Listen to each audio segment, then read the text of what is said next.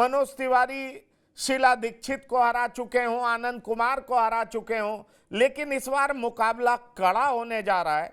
चूंकि कन्हैया कुमार दिल्ली ही नहीं बल्कि देश के एक नोन नेता हैं, उनको पब्लिक जानती है, पहचानती है, इस वजह से वो बड़ी चुनौती पेश कर सकते हैं। और जिस तरीके से कन्हैया कुमार ने अपने भाषणों के जरिए यह कहना शुरू कर दिया है कि चुनी हुई सरकार को बीजेपी जेल के अंदर बंद कर रही है, मतलब साफ है कि आम आदमी पार्टी के लिए वो सिंपैथी बटोरने की कोशिश करते हुए दिखाई भी पड़ रहे हैं।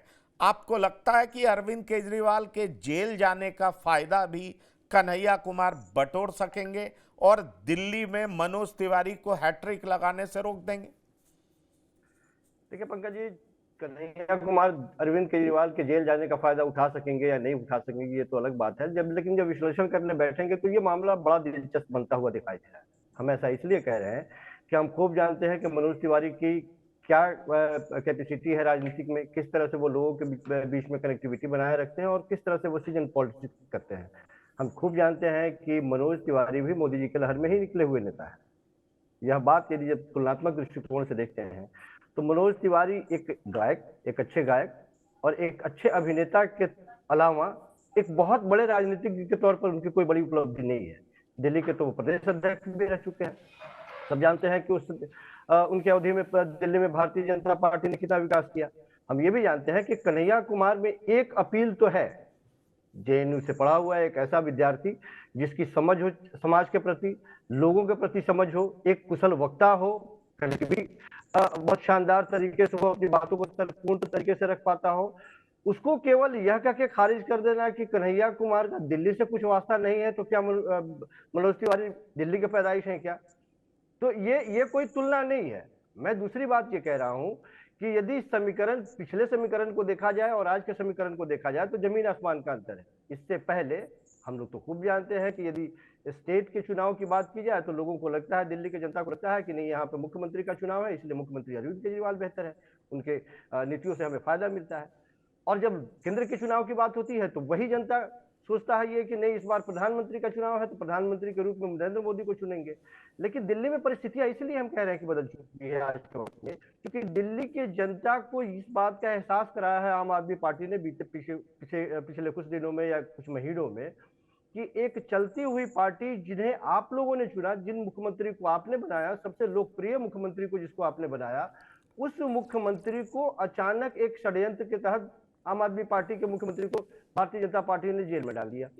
उनके तमाम बड़े बड़े नेताओं को वो जेल में डाल रही है।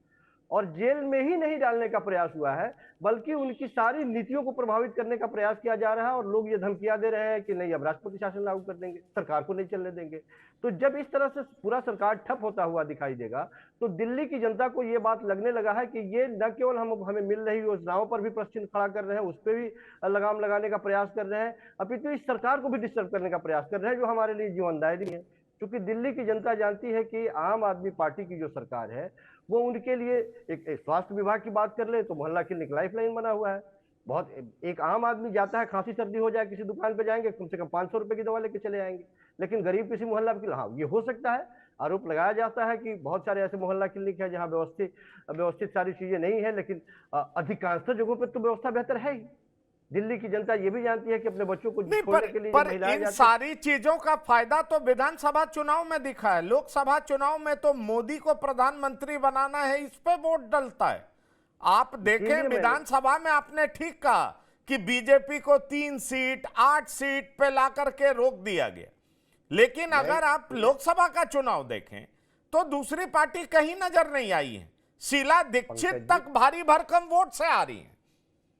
पंकज जी, इसीलिए मैंने कहा कि इस बार समीकरण इसलिए बदलता हुआ दिखाई दे रहा है। हमको पता है कि पहली बार मनोज तिवारी जीते थे, तकरीबन 45.3% उनको वोट मिले थे।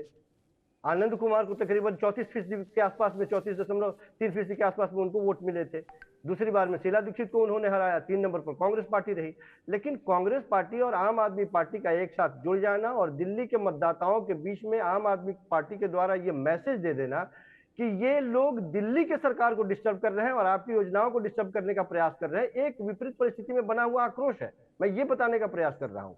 नहीं। उसके वजह से दिल्ली की जनताओं को ऐसा लगता है कि यदि दिल्ली की सरकार गड़बड़ होती है तो हमें मिल रहे सुविधाओं को पलीता लग जाएगा, जिसके वजह से वो गुस्से में इस तरह की बात कर रही है।